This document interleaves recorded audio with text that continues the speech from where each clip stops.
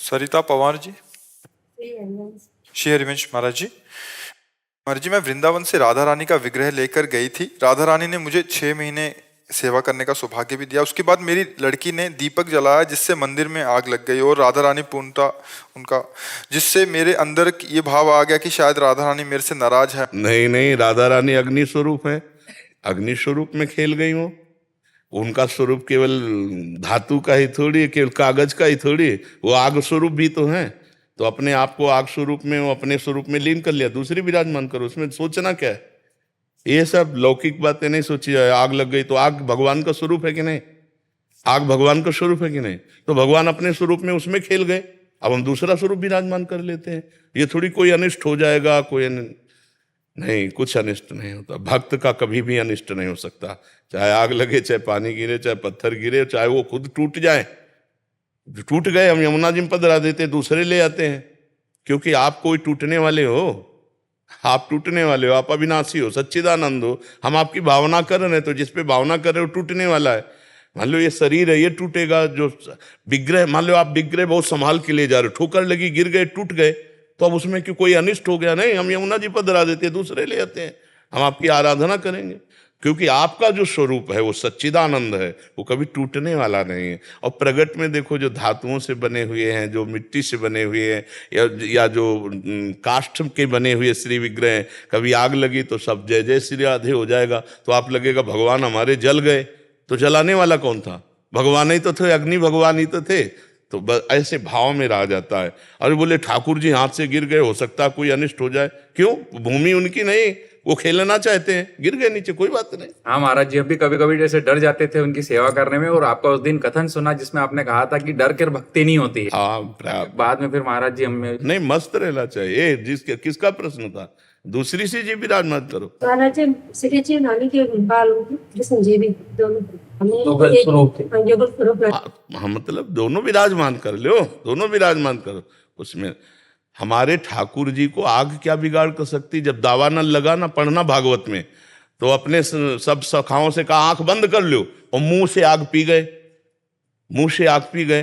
तो भगवान है ना। अरे उनका खेल है, थोड़ी देर अग्नि में अपने आप को खेल कर हम नए विराजमान कर लेते हैं। अनिष्ट तो होना नहीं। ना में भक्ता प्रणश्यति, मेरे भक्त का कभी नाश नहीं हो सकता।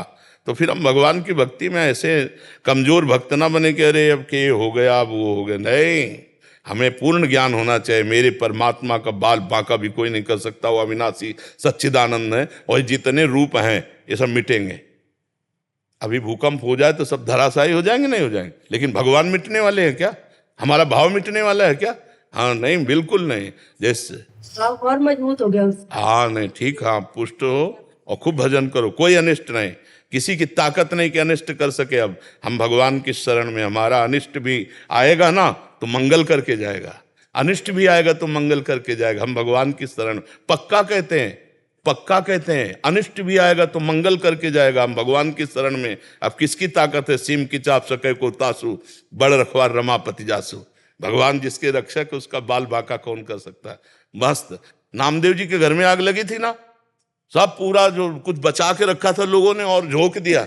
अरे भगवान आए, अब क्या मुंह से बचा?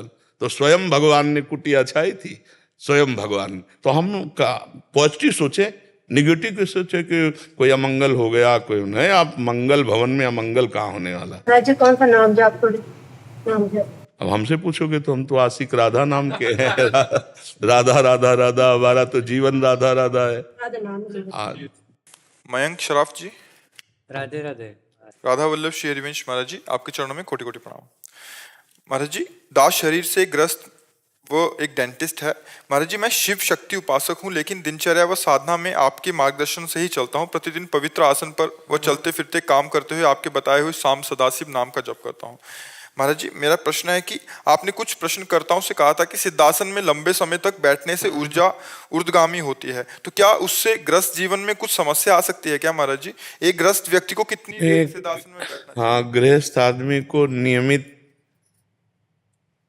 48 मिनट या 1.25 घंटा बस, क्योंकि ऊर्ध्वगामी फिर गृहस्थी लायक नहीं रहता, इसलिए ऐसे आसनों का योगी लोग प्रयोग करते हैं। गृहस्थ के लिए जो हमें चाहिए उसके अनुसार चलना चाहिए। तो सुखासन है, पद्मासन है, सिद्धासन बहुत तो बहुत 48 मिनट, इससे ज़्यादा नहीं, नहीं तो नस नाड़ियाँ संसारिक कार्य लायक नहीं रहती। सिद्धासन जानते हो है, वो बिना हिले डुले 48 मिनट तक तो ठीक है, इसके आगे नस नाड़ियाँ जो है वो गृहस्थी लायक फिर नहीं रहती। जैसे 3 घंटे है, अब 3 घंटे आप आसन, तो फिर वो जो एक दिमाग में भागवती की स्थिति आती है तो सब भोग वृत्ति खत्म हो जाएगी। योग वृत्ति में फिर भोग वृत्ति नहीं रहती। महाराज जी, ऐसे नियमित रूप से तो मैं 1-1.5 घंटा सुबह, 1-1.5 घंटा शाम को सिद्धासन में जी। अब आगे ज्यादा मत बढ़ाना, ठीक है। लेकिन जैसे कोई अगर अगर कुंडलनी में धक्का लगा और व्यभिचार से भी युक्त रहे तो बिना भोग किए भी वीर्य नष्ट होने लगेगा, फिर उसे संभाल नहीं सकते। और अगर ऊर्ध्वगामी तो फिर गृहस्थी लायक नहीं रहोगे। इसलिए मर्यादा से चले, इसीलिए संतों का सानिध्य लेकर चला जाता है। हम जितना अधिकार गृहस्थ धर्म में है उसके अनुसार योग का पालन करें तो गृहस्थी भी चलेगी और भगवान की भी प्राप्ति हो जाएगी। पद्मासन में बैठ सकते हैं? हाँ, पद्मासन में तो 1.5 घंटा 2 घंटा आराम से बैठा। सिद्धासन ब्रह्मचर्य के लिए विशेष है, सिद्धासन विशेष है ब्रह्मचर्य के लिए। और पद्मासन से ब्रह्मचर्य इस कोटि का नहीं होगा कि वो गृहस्थी लायक ना रहे, पद्मासन में तो चलेगा। लेकिन सिद्धासन जो है ऐसे गर्दन झुका करके ग्रीवा और दाढ़ी ऐसे लगा के 3 घंटा बिल्कुल बिना हिले डुले तो फिर वीर ऊर्ध्वगामी होने लगेगा, फिर वो संसार के लायक नहीं रहता। इसीलिए योगी कोई बिरला ही विरक्त में भी योगी होता है। ऐसा थोड़ी कि विरक्त हो गए तो सब योगी होते, कोई बिरला ही होता है। तो इस मार्ग में आप लिमिट में रहिएगा और हर समय नाम जप कीजिएगा भगवत। हाँ, भगवत बड़े धन्यवाद के पात्र हो जो गृहस्थी में रह करके ऐसा सोच आप बनाए हो, बहुत सुंदर है। एकाग्रता पूर्वक भजन करिए, कुछ समय तक आसन हो, थोड़ा प्राणायाम भी करते हो जी। हाँ, क्योंकि आसन के लिए प्राणायाम अनिवार्य है, थोड़ा प्राणायाम। मंजू जी लुधियाना। महाराज जी राधे राधे। महाराज जी, आप कहते हैं कि कण कण में भगवान विराजमान है। महाराज जी, क्या तीर्थों में वास करने से ही मुक्ति मिलेगी? क्या घर को तीर्थ नहीं बना सकते? अगर घर ही सामने कब कहा कि घर को तीर्थ नहीं बना सकते? किसका प्रश्न है? हाँ, बिल्कुल बना सकते हैं। माता पिता सास ससुर पति पुत्र परिवार सब में जो भगवान को देखता है उसको कहीं तीर्थ जाने की जरूरत नहीं है। वो तीर्थी कुर्वन्ति तीर्थानि, वो स्वयं जहाँ चरण रखेगा वहाँ तीर्थ प्रकट हो जाएंगे।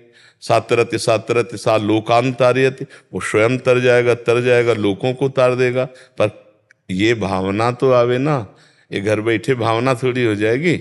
बिना संत समागम के, बिना भगवत तीर्थों का अवगाहन किए हृदय इतना पवित्र हो जाएगा कि सर्वत्र भगवान का भाव देखे। तो हम उसको कटाक्ष पे ना लें, जैसे कि सब में भगवान करके हम अपने घर को तीर्थ बना सके, इतनी योग्यता कहाँ से प्राप्त होगी? जब तक तीर्थ याटन नहीं करोगे, महापुरुषों का संग नहीं मिलेगा, भगवत धामों की आराधना नहीं होगी, तब तक आपका हृदय ऐसे लायक होगा ही नहीं। और जब हृदय लायक नहीं होगा तो घर भूत का डेरा हो गया, फिर प्रपंच वही राग द्वेष, भगवत भाव तो नहीं रहेगा ना। तो इसलिए हम शास्त्र मर्यादा का खंडन ना करें। हाँ, अगर ऐसी स्थिति है तो हम पहले कहने तीर्थी कुर्वन्ति तीर्थानि, जहाँ चरण रख देगा वहाँ तीर्थ हो जाएगा। लेकिन वो कौन जो निरंतर भगवत चिंतन प्राण और सब में भगवान को देख रहा है? ऐसी स्थिति सा महात्मा सुदुर्लभा, ऐसा महात्मा तो बड़ा दुर्लभ होता है। तो इसलिए हम तीर्थों की मर्यादा का उल्लंघन न करें, हम उनको हल्के में ना लें, भगवान के द्वारा स्थापित किए गए हैं। जैसे भगवान के धाम है तो घर ही है भगवान का, और जितने तीर्थ हैं सब भगवान के द्वारा स्थापित किए। इनके अवगाहन से हृदय पवित्र होता है। आपने अनुभव नहीं किया इसलिए आपको लग रहा है। प्रत्येक बार गंगा जी का गोता लगाना, हर गंगा जी के गोता से हमारे अंदर वैराग्य और ज्ञान की स्फूर्ति होती थी। नहीं तो बचपन से भगवान के मार्ग में किसी ने रोका थोड़ी, कोई जबरदस्ती घर से भगाए थोड़ी गए थे। भगवान के मार्ग तो हर कदम पर वैराग्य, हर कदम पर ज्ञान, हर कदम पे एक परमानंद का आकर्षण जो हमें घसीटता हुआ भगवान के मार्ग में लाया। अगर हम तीर्थों का उगाहन न करते, अगर हम धामों का सेवन, पुरियों का सेवन न करते, तो शायद हमारे हृदय की स्थिति ऐसी नहीं होती, मलिन हृदय हो जाता। लेकिन भगवान की इन्हीं तीर्थों ने, इन्हीं गंगा आदि पवित्र नदियों ने भगवान के मार्ग की तरफ ऐसे उत्साह बढ़ाया कि हम तुम्हें कैसे बताएं। आज भी किडनी फेल है लेकिन उत्साह में कमी नहीं। तो हम तीर्थों की अवहेलना न करें, हम भगवत धाम और पुरियों की अवहेलना न करें। हाँ, इतनी सामर्थ्य आप में है कि अपने घर परिवार के सदस्य को भगवान का स्वरूप मानते हैं, निरंतर नाम जप करते हैं, तो आपको फिर निगेटिव भाव आएगा ही नहीं तीर्थों के प्रति, क्योंकि जब सर्वत्र भगवान है तो तीर्थों में भी भगवान है। समझ में आया ना? हाँ। ओंकार दास जी वाराणसी से। भगवान जी। राधा वल्लभ श्री हरिवंश महाराज जी। महाराज जी, गुरुदेव आपके चरणों में सेवा का दंडवत प्रणाम। महाराज जी, शरीर के साथ माना हुआ तदात्म कैसे नष्ट होगा? इसको नष्ट करने का कोई सरल साधन है? हाँ, मानने से मान्यता हटाई जा सकती है। गुरु चरणों में मान्यता कर लो, गुरु साक्षात पर ब्रह्म, और आसक्ति कर लो तो शरीर की आसक्ति खत्म हो जाएगी। भगवान कपिल देव जी ने माता देहूति से कहा, जो आसक्ति संसार में बंधन का कारण है, वही जब संत महापुरुष से हो जाती तो मोक्ष का खुला हुआ द्वार हो जाता है। तो आप तो मानो संत वेश जैसा धारण किए हुए हैं।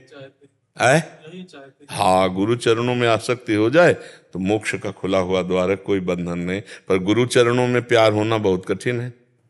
भगवान यही चाहते हैं, 2018 से आपके चरणों का आश्रय हम लिए हुए हैं, लेकिन इतना अधम हूँ, इतना पापी हूँ कि अभी तक ये संयोग दीक्षा का बन नहीं पाया। महाराज जी, मुझको त्रिकाल संध्या गायत्री काशी में जिन्होंने दिया, वो भगवती का 25वां पुरस्कार कर रहे हैं।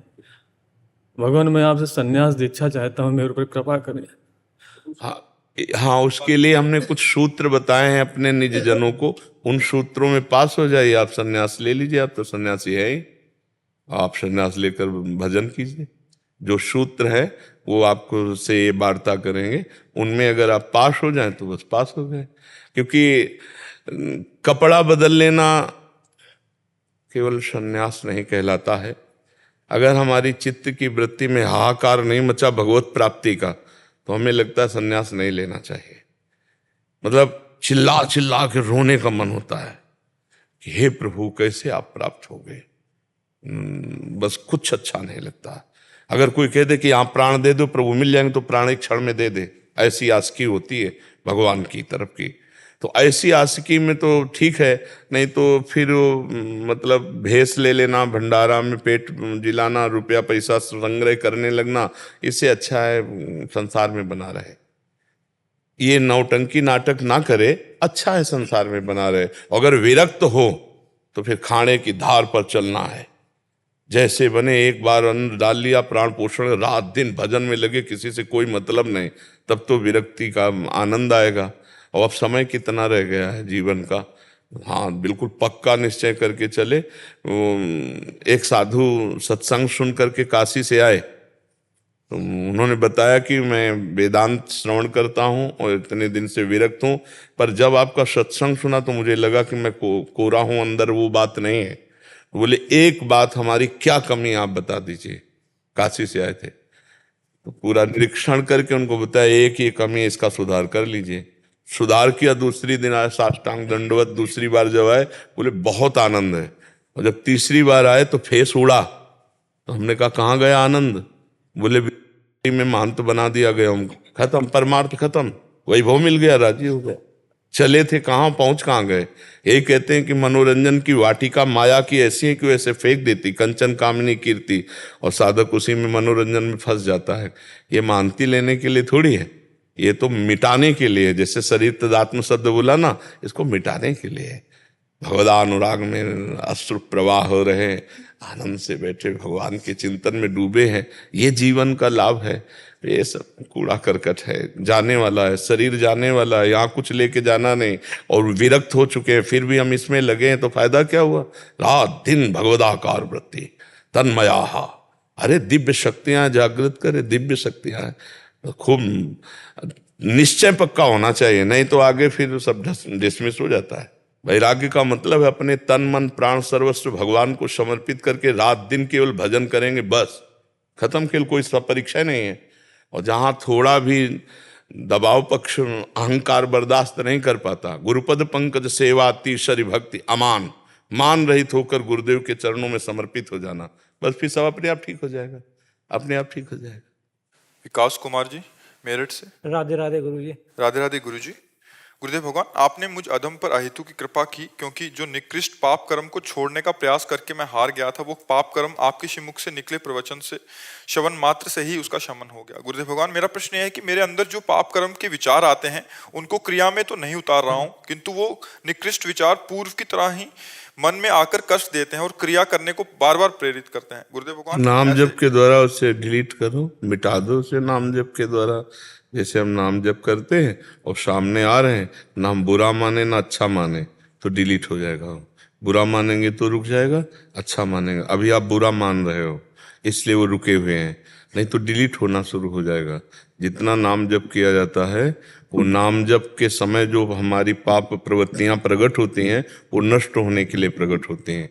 अब चूंकि वही प्रवृत्ति लाखों बार हमने जन्म जन्मांतरों में की, तो लाखों बार आता तो लगता है कि कब डिलीट होगा, वो डिलीट हो रहा है, एक एक डिलीट हो रहा है, धीरे धीरे नष्ट हो रहा है। तभी मन निर्मल होता है, निर्मल मन ही भगवान का साक्षात्कार करता है। तो डरो मत, न प्रभावित हो, अब वो कुछ नहीं बिगाड़ पाएंगे, क्योंकि हमारे पास नाम चल रहा है। अगर नाम छूटा तो फिर समस्या हो जाएगी, वो संस्कार अपना प्रभाव दिखा देगा।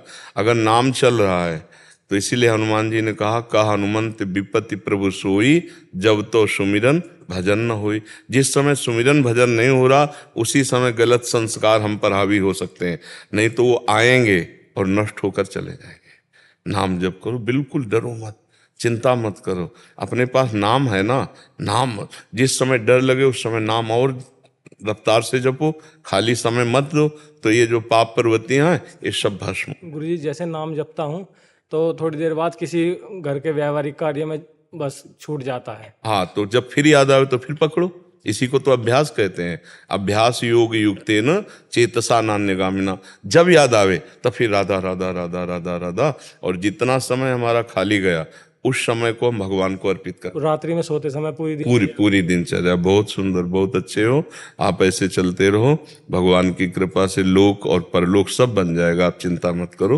हम सब जीव भूले हुए हैं, सब भगवान के कृपा पात्र हैं, उन्हीं की कृपा से कोई निकल पाता है। हम सब ऐसे ही हैं, भगवान कृपा करते हैं तब वो उठा देते हैं, नहीं तो सब ऐसे ही हैं उनकी माया में। तव माया बस फिर भुलाना, ताते नए में प्रभु पहचाना। प्रभु को भूलकर भोगों में रति हो गई, भगवान अब कृपा कर रहे हैं तो हमें सुनने को मिल रहा है। बिनु सत्संग विवेक न होई, राम कृपा बिनु सुलभ न सोई। भगवान कृपा करते हैं तब साधु समागम मिलता है, हमारी साधु समागम में रुचि होती है। निस्तुत दारा धन लक्ष्मी पापियों के घर होए, संत समागम हरि कथा तुलसी दुर्लभ हुए। मानो भगवान अब बहुत प्रसन्न हो गए। उमा संत समागम समन लाभ कछुआन, यदि संतों का संग मिल गया तो अब हमको परेशानी नहीं, अब हमारा जीवन का उत्तम भाव आएगा, अधम भाव नीच भावों का नाश हो जाएगा। बिना सत्संग के तो प्रभु यही बात सुन के मुझे बल लेता हूँ कि बड़े भाग पाई सत्संगा। हाँ, विनय प्रयास होय भवभंगा। बिल्कुल बिल्कुल बिल्कुल, बस नाम पकड़े रहिएगा, नाम से सब ठीक हो जाएगा, नाम जब चलता रहेगा सब ठीक हो जाएगा। कमलेश शर्मा जी। महाराज जी, मैं पुलिस में कार्यरत हूँ। महाराज जी, बाबा बालाजी महाराज जी की कृपा से व माँ राधा रानी की कृपा से आपके सन्मुख दर्शन का सौभाग्य मिला है। पूज्य गुरुदेव, जब से आपका सत्संग सुना है तब से भगवत प्राप्ति के मार्ग पर चलने का प्रयास करता हूँ, आपकी कृपा ही चला रही है। मेरा प्रश्न है कि अभी तक मैंने किसी संत महात्मा के से नाम और शरणागति मंत्र नहीं प्राप्त किया है। बाबा बालाजी महाराज जी की कृपा से आपका संग का प्रभाव से राम नाम में भाव पुष्टि हो रही है। अध्यात्म के मार्ग पर चलते हुए इस देह अभिमान को कैसे नष्ट करें? जड़ चेतन ग्रंथि पड़ गई, यद्यपि मृषा छूटत कठिनाई। दासु कृपा सब भ्रम मिट जाई, गिरजा सोई कृपालु रघुराई। तुम्हारी कृपा तुम्हि रघुनंदन, जानहि भगति भगतुर चंदन। जब आप बिल्कुल नहीं जानते थे तब घसीटा, उन्हीं प्रभु ने, जब आप बिल्कुल नहीं जानते, अब तो आपको सत्संग मिल गया है, अब तो आप जानने लगे हैं, अब आपको चिंता क्या करनी है, वही सब संभाल देंगे। भगवान का बस निरंतर चिंतन पकड़ो, जो तुम्हें राम नाम प्रिय है वो सब कुछ है, ऐसा मानो सब कुछ है, सर्वोपरि है, बस उसी में लग जाओ। राम राम राम अंदर श्वास श्वास में नाम जप करो और भगवत भाव से रहो। किसी भी प्राणी को दुख मत पहुंचाओ, कोई पापाचरण मत करो, और जो आपका कर्तव्य है उसमें निर्दोष को बचाओ, और जो दोषी है उसको दंड दो। ये भी पूजा है, ये पूजा है, उसमें क्षमा नहीं चाहिए। जो आपका पद है उसके अनुसार निर्दोष की रक्षा करना और दोषी को दंड देना, ये भगवान की पूजा होगी। जैसे डंडा चला रहे हो ना, तो ये भगवान की पूजा होगी, पक्का मानो। जैसे हम आरती पूजा करते हैं, वैसे तुम्हारे लिए डंडा चलाना है। निर्दोष को बचा लो और दोषी को बख्शो मत, और खूब नाम जप करो और भगवान के भरोसे हो जाओ, बढ़िया परमार्थ पुष्ट। जैसे गुरुदेव भगवान, कभी कभी क्या है, भीड़ में कई लोग रहते हैं जिसमें कुछ निर्दोषों पर भी हाथ उठ जाता है। हाँ, तो उसमें ये देखना है कि प्रारब्ध भोग उसका है, इसलिए ऐसा हो जाता है। आपका उद्देश्य नहीं होना चाहिए निर्दोष को पीड़ा पहुंचाना, आपका उद्देश्य नहीं है निर्दोष को पीड़ा पहुंचाना। अब वो स्वाभाविक प्रारब्धवशात दंड का भागी बन जाता है, बात अलग है, लेकिन जहां तक आपकी बुद्धि काम करे, निर्दोष की रक्षा करना और दोषी को दंड देना। अब स्वाभाविक प्रवृत्ति में ऐसा तो आपसे ही क्या, किसी से भी हो जाता है। चलते फिरते कंट्रोल बिगड़ गया, धक्का लग गया, उसको चोट पहुंच गई, हम पहुंचाना नहीं चाहते हैं, अचानक गाड़ी के सामने कोई जीव आ गया, नहीं पहुंचाना चाहते पीड़ा, पर तो प्रारब्ध की भी तो एक लीला होती है। आपकी जानकारी भर में कोई कष्ट निर्दोष को नहीं होना चाहिए, और फिर भगवान जाने, क्योंकि आप भगवान की शरण में हो। अब हमें लगता है कि ऐसा होने से भगवान बचाएंगे, जब आप शरण में हो तो ऐसा संयोग प्रदान कर देंगे कि निर्दोष को दंड ना हो, ऐसा हो। और अगर होता है तो फिर आप दोषी नहीं हो, क्योंकि आप भगवान की शरण में हो, आप देना नहीं चाहते दंड, लेकिन अब उसका प्रारब्ध भोग है, संयोग वशात आ गया तो पिट तो जाएगा ही। संयोग वशात तो जब न्याय होगा तब होगा, तब तक के लिए उसको दंड जो मिला, उसका वो पाप जो अभी वर्तमान में नहीं किया, लेकिन पीछे का पाप जिसका दंड नहीं मिला था, वो आके फंसा देगा और निर्दोष को दंड भोगना पड़ेगा। तो कुछ विधान ऐसे होते हैं जिनमें कि आप ही नहीं सम्मिलित होते, उसका भी प्रारब्ध होता है उसमें। समझ पाए आप? हाँ, खूब नाम जप करो, बड़े भाग्यशाली हो जो मानव जीवन को परमार्थ पर चलाने के लिए ठान लिया। नहीं तो भोगों में ही समय नष्ट हो जाता है, फिर इसके बाद अन्य योनियां प्राप्त होती हैं, वहां भजन साधन हो नहीं सकता। भजन साधन तो इसी जन्म में हो सकता है। और ये सोचो मती कि हमें अब गुरु बनाना है, फैलाव में मत फंसो। एक भाव में आ गए, नाम पकड़ लिया, सत्संग सुना, चल पड़े। फैलाव में फंसोगे तो फिर वो व्यवहारिकता आ जाएगी, परमार्थ छूट जाएगा। परमार्थ में बिल्कुल लक्ष्य निशाने पर, नाम पकड़ लिया राम, बस यही करते। रामचरितमानस में तुलसीदास जी की एक चौपाई है कि बिन गुरु भवनिधि तरह ना कोई, चाहे शिव विरंच न कोई। आपके मुख से जी जी। हाँ, तो इसका मतलब भाव हुआ कि बिना किसी महापुरुष का गाइड लिए हम परमार्थ पर कैसे चल सकते हैं? तो भगवान मिला देंगे, भगवान ही तो मिलाने वाले हैं। और संत की बात मान ली, वही गुरु की बात मान ली। अगर बात ना माने तो फिर उसे नहीं मान। गाइड हमें चाहिए, इस भव समुद्र से पार होने के लिए गाइड चाहिए। अब हमारा मन कहीं फंस रहा है, अब कैसे निकले? तो जो निकला हुआ महापुरुष वो बता देगा कि देखो इस जगह तुम ऐसे चलो, ऐसे निकल जाओगे, क्योंकि उसका अनुभव है। तो बिना अनुभव के माया मुक्त हुए महापुरुष का सानिध्य मिले बिना माया मुक्त कैसे हुआ जा सकता है? तो इसीलिए भगवान मिला देते हैं। जब द्रवै दीन दयालु राघो तो साधु संगति पाइए, तो साधु संगति दे देते हैं। भरत जी दिल्ली से। राधे राधे। राधे राधे महाराज जी। महाराज जी, हजारों मनुष्यों में से कोई एक मेरी प्राप्ति रूपी सिद्धि की इच्छा करते हैं, और इस प्रकार सिद्धि की प्राप्ति के लिए प्रयत्न करने वाले मनुष्यों में से भी कोई एक मुझको तत्व रूप से साक्षात्कार सहित जान पाते हैं। ऐसा क्यों महाराज जी? क्योंकि दुर्लभ वस्तु है भगवत प्राप्ति, दुर्लभ वस्तु। तो जैसे हम दुर्लभ वस्तु के लिए चले तो फिर माया उसके आगे सिक्के फेंकती है। कंचन, कामिनी, कीर्ति, जैसे पहले तो लक्ष्य नहीं बनता भगवत प्राप्ति। और जो बड़ी मुश्किल से सत्संग मिला और दिमाग हमारा निश्चय कर लिया कि इस जन्म में मुझे भगवत प्राप्ति करनी, हजारों में कोई एक भगवत प्राप्ति के लिए सोचेगा, हजारों सोचने वालों में कोई एक चलेगा, हजारों चलने वाले में कोई एक पहुंचेगा। क्यों? क्योंकि इतनी मनोरंजक वाटिकाएं संसार की भोग की हैं, फेंक दिया सामने। अब वो ललचा रहा है कि भगवान तो बाद में मिल जाएंगे, पहले से भोग लेते हैं। गया भगवत प्राप्ति का क्रम टूट गया, उसका जो लक्ष्य था वो हट गया। कंचन, कामिनी, कीर्ति, ये पूरे विश्व के समस्त सुखों को 3 में बांध दिया गया। कंचन रुपया, कामिनी जनेंद्री भोग संबंधी सुख, और फिर इसके बाद होता है कि मेरा नाम हो जाए, सम्मान बढ़े, ऐसी लालसा, ये तीनों भगवत प्राप्ति से गिरा देते हैं।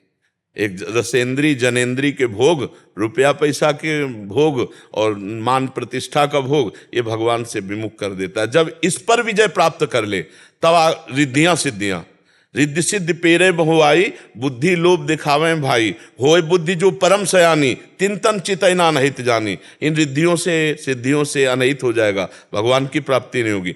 तब कोई बिरला भगवान के पास, नहीं तो भगवान से मिलना कहाँ कौन चाहता है। भगवान से भोगों की प्राप्ति चाहते हैं कि हमारे अनुकूल भोग मिले, हमारे अनुकूल। और जब भगवान के मिलन की लालसा जागृत हो जाएगी तब इन सब में अरुचि होनी चाहिए। कंचन, कामिनी, कीर्ति, नाम प्रतिष्ठा, इसमें नहीं खान पान ते भावे है, नहीं कोमल वसन सुहावे, सब विषय लगे ते खारा है, हरियासिक का मग न्यारा है। उसे कुछ अच्छा थोड़ी लगता है। तो फिर जब अच्छा न लगे तो फिर आगे चलकर रिद्धियां सिद्धियां भी, अब जैसे मन में जो सोचा वो तत्काल हो गया, ये खतरा है, ये अच्छी बात नहीं है। ये हम जिस चढ़ाई पर चढ़ना चाहते हैं उसके लिए खतरनाक खेल है। ये तो हमें गिरा देगा। हम गलत सोचेंगे तो गलत हो जाएगा, गलत हो, और जब अगर हो गया तो हमारा जो पावर था वो यहीं क्षीण हो गया, परमात्मा प्राप्ति के लिए नहीं चल पाया। बहुत इसीलिए महापुरुषों के सानिध्य की आवश्यकता है। हमारी कोई कामना सिद्ध न हो, कोई पूर्ण न हो, ये समझो, हमारा कोई संकल्प पूर्ण न हो। हे प्रभु आपका संकल्प पूर्ण हो, आपकी इच्छा पूर्ण हो, मेरी नहीं। जोई जोई प्यारो करे सोई मोहि भावे। प्यारे तुम जो करो वही मुझे अच्छा लगे, मुझे जो अच्छा लगे वो कभी मत करना, तुम्हें जो अच्छा लगे वो करना, क्योंकि हम भगवत प्राप्ति के मार्ग में चल रहे ना। तो ये इस मार्ग में एकदम दृढ़ होकर चला जाता है, और चाहे जितना प्रलोभन भोगों का आवे कभी। प्रभु मैंने आपके श्रीमुख से सुना है कि जो सब भगवान के शरणागत होते हैं उनकी परीक्षा नहीं लेते, भगवान सहज नहीं, भगवान की देखो, भगवान 2 बात कह रहे, मम माया कह रहे ना, मम माया और ममैवांशो, तू मेरा और माया भी मेरी, तो कोई और नहीं होंगे। अब जैसे आप प्रभु की तरफ जा रहे हो तो आपकी ये परीक्षा होगी कि तुम्हें प्रभु प्यारे हैं या रुपया प्यारा है, तुम्हें प्रभु प्यारा है या भोग प्यारा है, तुम्हें प्रभु प्यारा है या अपना प्रणाम नमस्कार प्यारा है। अगर आप निकल रहे हो तो भगवान निकाल देंगे, नहीं निकल रहे हो तो फिर सत्संग दिलाएंगे, फिर आपको कमी महसूस करवाएंगे, उस कमी को आप दूर करो, आगे बढ़ना तभी होगा। देखो कक्षा 5 में अगर हम परीक्षा दे करके उत्तीर्ण नहीं होंगे तो हम 6 के योग्य नहीं होंगे। अगर हम परीक्षा के लिए घबराएंगे तो परीक्षा वही देनी होती है जो हमें पढ़ाया जाता है। आप समझो, कक्षा 5 के विद्यार्थी को 8 का प्रश्न कभी नहीं दिया जाएगा। ऐसे ही हम जिस लेवल के भक्त हैं उसी लेवल की परीक्षा हमारे पास आएगी, पक्का आएगी, क्योंकि ये एक क्रम है। बिना आप परीक्षा में उत्तीर्ण हुए आप अगले अध्यात्म की भूमिका के लायक नहीं रहेंगे। और अगर आप भगवान के मार्ग के, तो जो नापसंद चीज वही तुम्हारे सामने फेंकी जाएगी। तो आप भगवान के लिए चले थे तो उसे छोड़ो ना। अब अगर उसमें गिरते हो तो इसका मतलब है अभी आप भगवान की चाहत कमजोर है आपकी, तो फिर सत्संग मिलेगा, फिर आपको पुष्ट किया जाएगा, फिर आगे बढ़ाया जाएगा। ऐसा होता है। ऐसे बिना अधिकार के कोई भी वस्तु नहीं दी जाती। आप कहीं भी देख लीजिए, अगर एक होमगार्ड में भी खड़ा करना है तो थोड़ी दौड़ भागो इसे देखनी पड़ेगी। तो परम पद भगवान के आप प्राप्त करना चाहते हैं, भगवान को अजित, भगवान को अपने अधीन करना चाहते हैं, तो उसके लिए तो केवल अनन्यता चाहिए होगी कि हर बात आपको फीकी लगे। नहीं, मुझे भगवान चाहिए। पर है कठिन, ऐसा मनोरंजन फेंकेगी माया ना कि लगता है भगवान तो मिल ही जाएंगे, इसको तो अभी हम चख लेते हैं, भोग लेते हैं। बस जहां ऐसा हुआ तो वहां भगवान बचाते हैं। जब वो फेल होने जा रहा होता है तो करो सदा तिनके रखवारी जिम बालक, उस समय भगवान से पकड़ लेते, सावधान, मेरे लिए चला था का। वही परीक्षा दिलाते, वही उत्तीर्ण कराते हैं, वही उत्तीर्ण कराते हैं, कोई उत्तीर्ण ना हो। और अगर गिर भी जाए तो हार नहीं होगी। ये खास बात शरणागति की है। गिर भी जाए तो हार नहीं होगी, क्योंकि भगवान अपनी गोद में ले लेते हैं। जन अवगुण प्रभु मान न काऊ, दीन बंधु अति मृदुल स्वभाव। उसको नंबर मिलेंगे फेल हो जाने पर भी। इस मार्ग में फेल हो जाने पर भी नंबर मिलते हैं। भगवान कहते हैं ना में भक्ता प्रणश्यति, मेरे भक्त का नाश नहीं हो सकता, इसलिए हमारी तो जय है क्योंकि हम भगवान की शरण में है। ऐसे भाव से चला जाए, परीक्षा से ना डरे। पढ़ाकू परीक्षा से नहीं डरता है, जो पढ़ने में कमजोर होता है वही परीक्षा में डरता है। ले डरे क्यों परीक्षा? मैं प्रभु का हूं, माया मेरे प्रभु की है, तो भाई प्रश्न करो आप। जितना हमें पढ़ाया उतना उत्तर हम आपको दे देंगे, जो नहीं आता है तो हम कह देंगे नहीं आता है। और जहां हम गिरने वाले होते हैं वहां मेरे प्रभु का वादा है कि मैं रक्षा करूंगा। नहीं तो इसलिए भगवान, हाँ, भगवान अपने जनों की सदैव रक्षा करते हैं। बिल्कुल। कुलदीप जी दिल्ली से। राधा वल्लभ श्री हरिवंश। श्री हरिवंश महाराज जी, आपके चरणों में कोटि कोटि प्रणाम। महाराज जी, हम कैसे अपनी बुद्धि को नियंत्रित करके ईश्वर के चरणों में वास्तविक रूप से आश्रित हों और इस आश्रय की शुरुआत कैसे की जाए? 5 बातें हैं बच्चा। जैसे पेट बिगड़ जाए तो पंचसकार चूर्ण खाया जाता है ना, ऐसे 5 बातें हैं, अगर जीवन में उतार लिया जाए तो बुद्धि भगवान में स्वाभाविक लगने लगेगी। संस्कृत से हैं, उनका हिंदी में अर्थ हम बताएं। वेदो नित्यम अधीयताम, संगासत्सु विचार्यताम। यदि हम रोज शास्त्र स्वाध्याय करें, रामायण है, भागवत है, गीता है, जिसमें हमारी समझ बने हिंदी से, रोज वेदो नित्यम अधीयताम, रोज। अब वेद पढ़ने के लिए व्याकरण चाहिए, तो उसी वेद को सारांश में भगवान ने गीता रूप में, रामचरितमानस रूप में भगवान हैं संतों के रूप में, वही सब। तो गोस्वामी तुलसीदास जी ने कोई भी ऐसा शास्त्र नहीं है जिसकी बात रामायण में न लिखी हो, बिल्कुल सरल भाषा में रामायण है, भागवत है, महाभारत है, गीता जी है, इसमें सब वेदों का सार लिखा हुआ है। तो वेदों नित्यम अधीयताम, रोज शास्त्रों का स्वाध्याय करें। संगासत्सु विधीयताम, रोज महापुरुषों का सत्संग सुने। तो आजकल मोबाइल भगवान की बड़ी कृपा है, कहीं से भी सत्संग सुन सकते हो। साधु संग का जिनका मनावे सर्च करो और सुन लो। संगासत्सु विधीयताम और महावाक्यार्थस्य विचारिताम, जो संत महापुरुषों ने वचन कहे उसका विचार करना चाहिए सत्संग में। आज ये बाबा बोले, इसका मतलब क्या हो सकता है, उसमें घुसे, उस शब्द में घुसे, उसका चिंतन करे। और फिर लिखा है कि क्षुद्र व्याधि चिकित्सिताम, भूख की औषधि की तरह अन्न पाए, पवित्र अन्न। जैसे विरक्ति के लिए तो आगे लिखा है भिक्षान्नम औषधम, और गृहस्थ के लिए तो धर्म पूर्वक कमाया हुआ अर्थ। भोजन बड़ा पवित्र होना चाहिए। नहीं 5 सूत्रों में भोजन बोलने की जरूरत क्या थी, लेकिन भोजन बोला। चौथा जो है क्षुद्र व्याधि चिकित्सिताम, क्षुधा रूपी व्याधि की चिकित्सा करे। अगर विरक्त है तो भिक्षान्नम औषधम, और गृहस्थ है तो धर्म पूर्वक कमाए हुए अन्न से। फिर एकांते सुख मास्यताम अथातो ब्रह्म जिज्ञासा। उपासक को 1-2 घंटा समय ऐसा निकालना चाहिए जो एकदम एकांत हो, कोई डिस्टर्ब न करे, और उस समय बैठ करके चित्त वृत्ति भगवान में लगानी चाहिए। पहला शास्त्रों का स्वाध्याय करना चाहिए, दूसरा सत्संग सुनना चाहिए, तीसरा सत्संग में जो वाक्य हैं उनका मनन करना चाहिए, चौथा पवित्र आहार करना चाहिए, और 5वां एकांत में बैठकर भगवान का भजन करना चाहिए। इससे बुद्धि शुद्ध होकर परमात्मा में लगने लगेगी। आप करके देखो, रोज सत्संग सुनो, रोज एक नियम बना लो कि गीता जी का एक श्लोक का ही अर्थ हम पढ़ेंगे। रोज नियम बना लो, 5 दोहा चौपाई गोस्वामी तुलसीदास जी की पढ़ेंगे। नियम पूर्वक यदि हम शास्त्र स्वाध्याय करें, सत्संग सुने, मनन करें और पवित्र भोजन पावे और एकांत में बैठकर भगवान का भजन करें, तो बुद्धि भगवान में लगने लगेगी। आप करके अभ्यास देखिए, ठीक है? बहुत काल तक ऐसा अभ्यास कीजिए तो बुद्धि लगने लगेगी भगवान में। रोहित कुमार जी दिल्ली से। जी राधे राधे। राधे राधे महाराज जी। महाराज जी, क्या कोई बुरा इंसान मदद मांगने आए तो भगवत भाव रख के उसकी मदद करनी चाहिए या नहीं? अगर वो हमारी मदद से दूसरों का अहित और अमंगल करने के लिए मदद मांग रहा है तो कदापि मदद नहीं देंगे और विघ्न डाल देंगे। हम जानते हैं कि अगर ये बुरा आदमी है, ये स्वस्थ हुआ और इसका दिमाग का तो ये अनहित करेगा, तो हम सहयोग नहीं करेंगे, हम सहयोग नहीं करेंगे। हाँ, अगर वो कहता है कि मैं जिंदगी में कभी गलती नहीं करूंगा, गलती किया पर मैं सुधरना चाहता हूं, तो एक बार हम उसको जरूर सपोर्ट देंगे।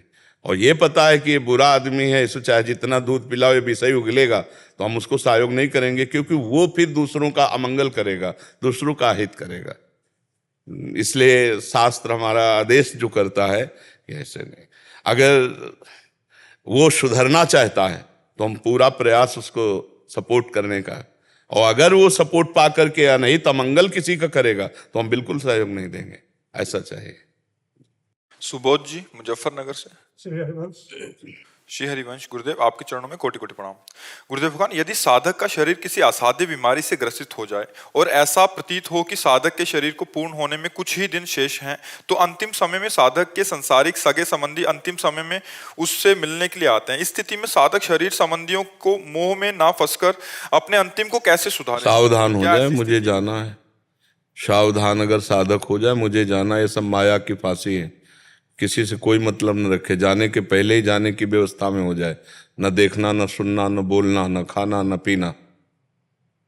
अगर हमारी सामर्थ्य है जरा भी तो हम जल ले लेते हैं, नहीं सामर्थ्य है तो पता है जाना है, अब क्या खाना है, राधा राधा राधा राधा राधा, पहले ही अपने को बिल्कुल शांत बना ले। ये हम देखे हुए महापुरुषों की बात कहते हैं।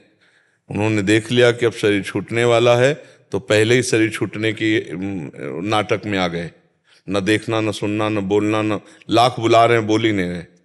और जब हम दर्शन करने गए, उनके गृहस्थ में थे, बहुत अच्छे महात्मा थे गृहस्थ में रहते हुए, तो जब गए तो उनका बाबा किसी से बोलो मत, आप भी बाहर जाओ, मुझे एकांत रहने दो, मेरा प्रभु का स्मरण न छूटे, बस कुंज बिहारी श्री हरदास, कुंज बिहारी श्री। पर इस शरीर के जो रिश्तेदारगण या संबंधीगण हैं, वो उस समय पे इतना मोह सांसारिक, ये इन लोगों का आदर नहीं करते। जो भूले हुए अज्ञानी जन, इनका आदर, इनका प्यार क्या प्यार है? कौन प्यार करता है? आप लोग संसार में इसलिए आपको लगता है प्यार करता है, हमें तो आज तक नहीं लगा कोई प्यार किया है। कोई हमारा नहीं, पूरे संसार में कोई भी हमारा नहीं। ये बात हमें भगवान की शरण में आने पर पता चली है। वही बात तुम समझ लो या जो समझ ले। अब अंतिम समय किसी पर प्यार अगर आएगा तो फिर जीवन बर्बाद हो जाएगा ना। फाइनल वही है, जैसे फोटो खींचने का समय है ना, तो जैसे आपने आकृति कर ली वही फोटो आएगी। ऐसे अंतिम समय जो आपका चिंतन का विषय होगा वही होगा। तो अंतिम समय तो सब दरवाजे बंद कर लेने चाहिए कि अब मरना ही है। ये सब नाटक है, कोई किसी से प्यार नहीं करता।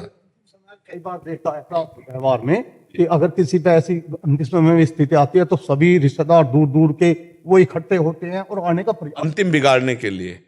हाँ, व्यक्त प्रपंच और इस तरह की सब बातें, वही सांसारिक बातें, अंतिम बिगाड़ने के लिए, अंतिम बिगाड़। बिल्कुल बिल्कुल, बड़े सावधान उपासक वो होते हैं जो अंतिम समय अपने को बचा पावे इस मोह दरिया से। नहीं तो ये सब नाटक माया का जो है ना, बहुत जोर का विचित्र होता है। और जब भगवान की शरण में हो जाए तो नहीं होता है। हम बुलाएं किसी को हाथ जोड़ के तो नहीं आएगा कोई हमारे पास, नहीं आएगा, क्योंकि हम किसी के काम के नहीं है ना। अब हम प्रभु के हैं ना, तो किसी काम के, तो भगवान अपने आप सब जाल काट देते हैं। अब चूंकि संसार में जाल बिछाया तो कुछ लोग तो इस बहाने आते हैं कि यार अंतिम समय जाना चाहिए व्यवहार में, अगर नहीं जाएंगे तो क्या कहें। वैसे जिंदगी में नहीं रोए और ऐसे आधा किलोमीटर दूर से रोने लगेंगे कि जान जा कौन। अब वो इतना इतना इतना भयंकर व्यवहारिक जंजाल है कि वहां स्थिति जब देखते हैं और थोड़ा सा ज्ञान, और जब कोई रोता है ना तो उस देखना वो अपने लिए रोता है। पत्नी ऐसे ऐसे करती है, ऐसे छाती में हाथ डालती है, ऐसे ऐसे मारती है, कहती जब हम जो चाहा वो आपने पूरा किया, अब कौन करेगा। वो अपने लिए रो रही, उसके लिए थोड़ी रो रही कि तुम नरक गए कि तुम स्वर्ग गए, इससे कोई मतलब। वो अपने लिए रो रही कि अब मेरा क्या होगा, तुम तो चले गए, मेरा क्या होगा। कुछ लोग व्यवहार में रोने आते हैं, कुछ लोग अपनी आर्त संबंधी पीड़ा जो है उनसे जो सुख सुविधा मिल रही थी। प्रेम तो सिर्फ भगवान करते हैं, यहाँ प्रेम कोई किसी से नहीं करता। प्रेम शब्द को यहाँ दूषित किया जाता है। यहाँ काम होता है, राग होता है, वासना होती है, मोह होती है, आसक्ति होती है। प्रेम तो सिर्फ हरि करते हैं, सिर्फ भगवान करते हैं, दूसरा कोई प्रेम। तो इसीलिए अंतिम समय अपने सब दरवाजे बंद कर लेने चाहिए। मुंह बंद, बोलना नहीं, आंख बंद, देखना नहीं, कान बंद, सुनना नहीं, राधा राधा राधा, बस जा रहा हूँ जा रहा हूँ। तैयारी अपनी फिट रखे तो कोई परेशानी नहीं। जैसे हम हर समय प्रसन्न रहते हैं क्योंकि अपना हमारी तैयारी फिट है। जैसे हम कई बार एकांतिक में कहा हमारी अटैची तैयार रहती है, अभी बुलाओ, अभी बिल्कुल तैयार हैं हम आपके लिए, बिल्कुल तैयार। ये नहीं है कि कुछ लेना है, बिल्कुल तैयारी फिट। तुम मरने से सब जग डरा, मेरो मन आनंद। आपके इन्हीं वचनों से इसे पूरे युवाओं को और इतना बल मिल रहा है। जब व्यवहार में हम देखते हैं, एक छोटा सा विद्यालय भी मैं चलाता हूँ, तो वहां जैसे सांसारिक लोग या बच्चों से भी थोड़ी बात करते हैं तो इस व्यवहार से इतना बल मिलता है कि लोगों का जो एक व्यवहार था वो बदल गया। पता नहीं कहां कहां पहुंच गया। जो युवा हैं उनका उनका जो मानसिक बात है वो कहां पहुंच गई, जो संसार में आज तक कभी देखने में नहीं आई। उसका मतलब मेन प्रधान कारण भगवान की कृपा। और दूसरी बात यह कि यहाँ किसी स्वार्थ से व्यवहार नहीं हो रहा। ये जो आपसे हम प्रश्न उत्तर कर रहे हैं, जो आपसे चर्चा कर रहे हैं, वो हृदय से मना रहे हैं कि भगवान सबका परिवर्तन हो, हे भगवान सब आनंदित रहे, सब स्वस्थ रहे, सबकी बुद्धि पवित्र रहे। उसी का चमत्कार हो रहा है। क्योंकि और पता नहीं क्या लोग बताते भी हैं आपस में, जो सुनते हैं कि परिवर्तन, सीधा परिवर्तन। जी, वो केवल भगवत कृपा और उन्हीं की कृपा से जीव का परिवर्तन होता है। और ये यहाँ से जो भी भेजा जाता है, हाँ हाँ, वो हृदय की बात होती है। यहाँ पढ़ लिख करके जैसे उपदेश देना, और एक होता है जीवन का उपदेश देना। यहाँ जीवन का उपदेश, हृदय का जो जीवन का उपदेश है, वही सबके ऊपर कृपा कर रहा है, वही सबके ऊपर दिमाग में बैठकर सतमार्ग में लगा रहा है। नहीं, अपने पिता की कोई नहीं मानता, बाबा जी की कौन मान जाए? आप सोचो, अपने बाप की कोई नहीं मानता तो बाबा जी की कौन मान जाए? पर वो भगवान की कृपा सब करवा लेती है। जो मूकम करोति वाचालम पंगुम लंघयते गिरिम यत् कृपा तमहम वंदे परमानंद माधवम, उन्हीं की कृपा। दीनाराम राधा वल्लभ श्री हरिवंश श्री वृंदावन श्री वृंदावन। महाराज जी, लगभग 3 वर्षों से आपके बताए उपासना और नियमों का पालन करने का प्रयास कर रहा हूँ। ये दास भारतीय थल सेना में सेवारत है। गुरुदेव, जब से आपका सानिध्य प्राप्त हुआ तब से अभी तक किसी भी प्रकार से नियम में कोई रुकावट नहीं हुई। गुरु कृपा से ये संभव हुआ। महाराज जी, अब इस दास की पोस्टिंग ऐसी जगह हो गई है जहां पानी के नाम पर बर्फ ही बर्फ है और -डिग्री में ठंडी है, जहां ये नियम और नित्य पाठ बाहरी नियम की कोई आवश्यकता नहीं। आप हमारे भारतीय सेना में हैं, बाहरी नियम की कोई आवश्यकता नहीं। एक नियम बना लो, नाम न छूटने पावे, और जहां भी हो, जैसे भी हो, राष्ट्र सेवा में प्राणों को अर्पित करते हुए लगे रहो, बढ़िया मंगल हो जाएगा। इसमें कोई परेशानी नहीं। नहाना धोना कोई भक्ति का लक्षण नहीं है। आप समझ रहे ना? खास बात है मन, सावई मन कृष्ण पदारविंदयो। किसी भी परिस्थिति में है, परिस्थिति हमारी स्थिति को नहीं बदल सकती, स्थिति परिस्थिति को रौंदती है। वही जवान है, वही वीर है, वही निष्कामी धर्म वाला पुरुष जो परिस्थिति के अनुसार नहीं बदलना है। स्थिति हमारी रहेगी, परिस्थिति तुम्हारी रहेगी, और हर परिस्थिति को रौंद कर अपनी स्थिति में रहेंगे। यही हमारी भक्ति है। अंदर से राधा राधा जप रहे और बाहर से हर कष्ट को सहते हुए राष्ट्र सेवा में प्राण अर्पित किए। यही बहादुरी है, यही बहुत बड़े धर्म का पालन है। आप बिल्कुल विचलित मत हो। अपवित्रा पवित्रो वा सर्वावस्थांगतो पिवा या स्मरेत पुंडरीकाक्षम सवायाभ्यंतरा शुचि। वायाभ्यंतर दोनों से पवित्र होता है जो कमल नयन भगवान श्री हरि का स्मरण करता है, प्रियाजू का स्मरण करता है। बहादुर की तरह रहो, संकोच नहीं, किसी भी तरह की रुकावट नहीं। ये हम बाहर हैं, सुविधा है नहा लेते हैं, नई सुविधा है बिल्कुल नहीं नहाएंगे, महीनों नहीं नहाएंगे। अंदर से भगवान का स्मरण थोड़ी कोई रोक लेगा। भगवान का स्मरण करते हुए और देश सेवा में प्राण बलिदान करने का उत्साह रखते हुए, बिल्कुल कायरता नहीं आनी चाहिए। भक्ति अर्जुन को कायर नहीं, सूरवीर बना रहे। इसीलिए गीता जी का उपदेश किया कि अपने कर्तव्य का पालन करते हुए मामनुस्मर युद्ध च, मेरा स्मरण कर और युद्ध कर, ललकार कर। तो जहां जैसी परिस्थिति आवे, अपनी स्थिति के द्वारा उसे रौंदते हुए हम निकल जाएं, परिस्थिति हमको न रौंद दे। बस ये बात ध्यान रखना, ठीक है? हाँ, जहां तक हो सके आहार विहार पर ध्यान रखिए कि थोड़ा पवित्र रहे। हाँ, बकाया जैसी भी परिस्थिति है उसमें निपटो, खूब नाम जप करो, हमारी देश सेवा में रहो। गुरुदेव, जैसे इस परिस्थिति में वाणी पाठ वगैरह अभी जैसे जितने पद याद हों, जितने पद याद हों तो बस वो अंदर गुनगुना रहे कर। अगर समय है तो राधा वल्लभ राधा वल्लभ राधा वल्लभ पवित्र हो गए, नहा लिए, पाठ करो वाणी का। समझ लिए ना? महाराज जी, मोबाइल ऐप से भी कर सकते हैं? हाँ, मोबाइल से भी कर सकते हैं। हमारे जवान कई दुर्गम इलाकों में ऐसे परिस्थिति में ड्यूटी देते हैं जहाँ तंग इलाके हैं, सकरा रास्ता है, तो कई बार मौसम या ऐसी परिस्थिति में गाड़ियां स्लिप होकर कई हजारों फीट खाई में चली जाती है। कई बर्फ ऐसे इलाके हैं जहां से बर्फ स्लाइड होके पूरी की पूरी शिविर को ढक दिया, या कई ऐसे अचानक बादल फटता है तो आवाज में तो पता ही नहीं चलता कि अचानक से पानी आए कहीं चले गए। तो सरकार तो बहुत कोशिश करती है कि हो सके उनकी डेड बॉडी बाहर मिल जाए, पर कई परिस्थितियों में ऐसा होता है कि उनको नहीं मिल पाती। ऐसे में उनके परिवारों को इतना वेदना होता है, उनको स्वीकृति कर पाना मुश्किल है कि वो हैं नहीं हैं। तो ऐसे में उनको कैसे ढाढ़क बंधाए, या उनकी गति के बारे में कृपया एक बार। गति की तो दुर्गति नहीं हो सकती, गति की तो कोई बात नहीं, पर यह जरूरी बात है कि परिवार के जनों को कैसे पुष्टता मिले कि उनका शरीर है या वो नहीं है। इस बात में तो मतलब कुछ समय बाद ही प्रमाण मिल सकता है, क्योंकि अचानक घटना घटने पर कई बार ऐसा होता है कई महीने तक शव नहीं मिलते, फिर वहाँ खुदाई हुई तो देखा गया बर्फ में सुरक्षित शव ऐसे पाए गए, आर्मी के जवानों के पाए गए। हाँ काफ़ी लंबे समय तक, चूंकि बर्फ में शरीर नष्ट होता नहीं है, वो सुरक्षित रहता है। तो अब यही तो हमारे देशवासियों को प्रणाम करने का हृदय बार बार करता है, जिनके परिवार से लोग आर्मी में हैं, हमारी देश सेवा में हैं, कि कब वो बिछुड़ जाए वो अपने परिवार से और अपने जीवन से, इसकी परवाह न करके हमारी देश रक्षा। इसीलिए जैसे हम संत का सम्मान करते हैं वैसे सैनिक का सम्मान करते हैं। और ये हमारी बात पर विश्वास रखना, जो राष्ट्र पर प्राण बलिहार करता है वो स्वर्ग को प्राप्त होता है, और जो नाम जप करते हुए शरीर छोड़ता है राष्ट्र सेवा में वो परम पद को प्राप्त होता है। तो इसमें हानि तो है ही नहीं दोनों में। अगर वो भगत नहीं रहा है तो भी अपने राष्ट्र के लिए तो रहा ना, और अचानक कोई घटना घट जाती है, शरीर पूरा हो जाता है आतंकी हमले से या प्राकृतिक हमले से, तो हम ये तो नहीं कहते भगवत प्राप्त होंगे, लेकिन वो स्वर्ग को प्राप्त होंगे।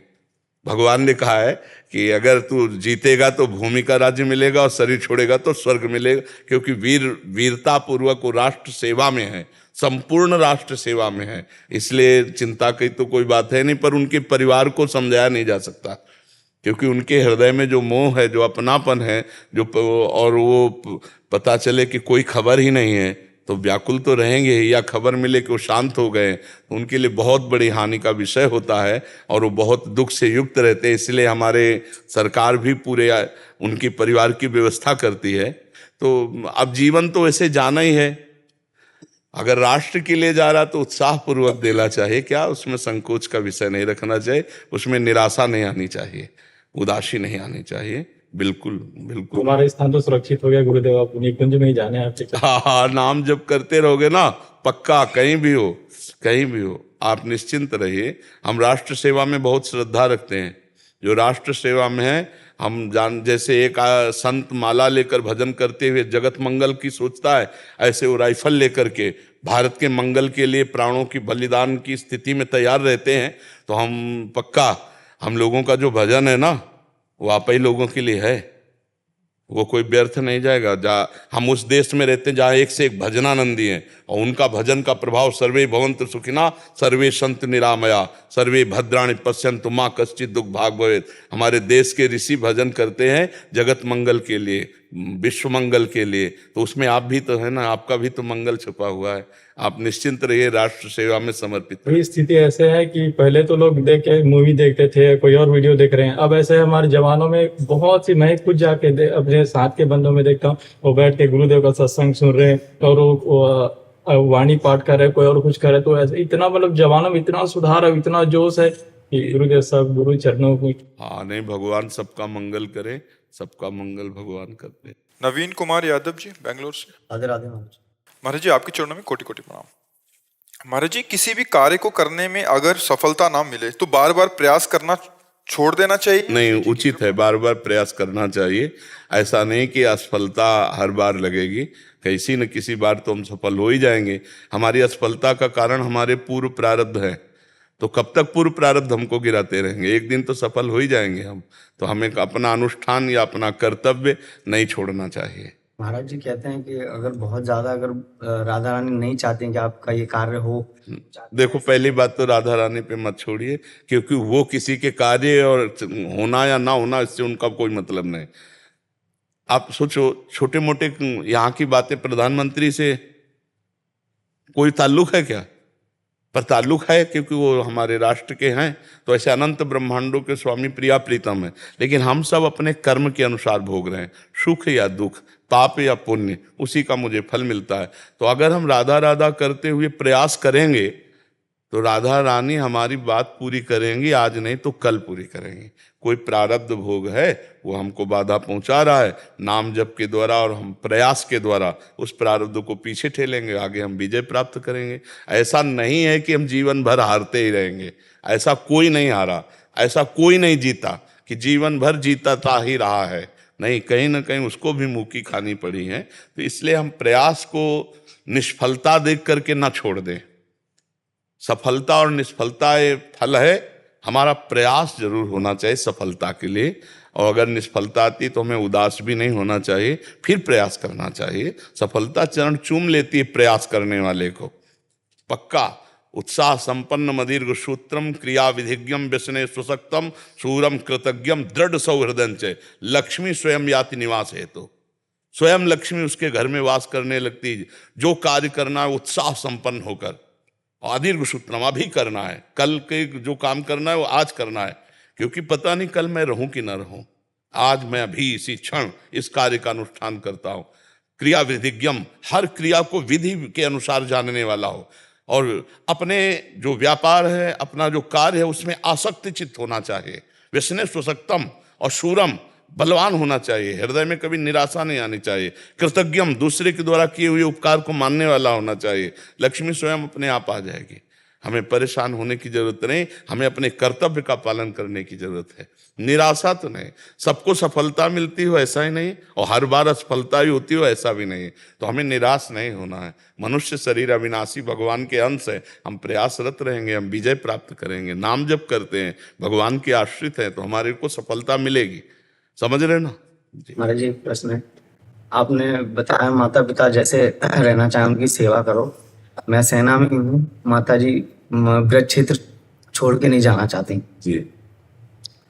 तो कभी कभी वो दवाई वगैरह कुछ ऐसे नहीं खा पाती, तो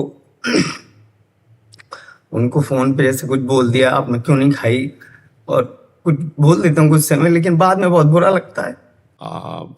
अब आपकी सेवा भी ऐसी है कि आप माँ को साथ रख नहीं सकते। मान लो आप आर्मी में है तो कहाँ माँ को साथ रख पाएंगे, वो जाना भी नहीं चाहती साथ। हाँ, तो अर्थव्यवस्था से आप ऐसी सेवा करवाते रहिए जिससे उनको तकलीफ ना हो। अर्थव्यवस्था में सेवा तो कर रहे हैं महाराज, लेकिन मुझे दुख होता है कि मैं कभी उनको दवाई के लिए किस चीज के लिए बोल देता हूँ। नहीं, प्यार से बोलो, माँ है, अगर कटु बोलोगे तो उचित नहीं है। वो आपकी पूज्या है, इसलिए प्यार से, जहां तक हो सके प्यार से बोलो। बाद में पश्चाताप को ऐसा वचन क्यों बोलो? भाव अभी गुस्सा आ रही, चुप हो जाओ, फिर थोड़ी देर बाद फोन लगा कर बात कर लो। प्यार से बात करो, वचन को मृदु बोलो, कठोर वचन मत बोलो, क्योंकि वो माँ है, वो पूज्या है। अगर वो नहीं भी खा रही तो भी हम प्यार से ही समझाएं बार बार, क्योंकि वो हमारी माँ है, हमारी परम पूज्य है, हमारे द्वारा कोई कटु वचन नहीं होना चाहिए। ठीक है जी।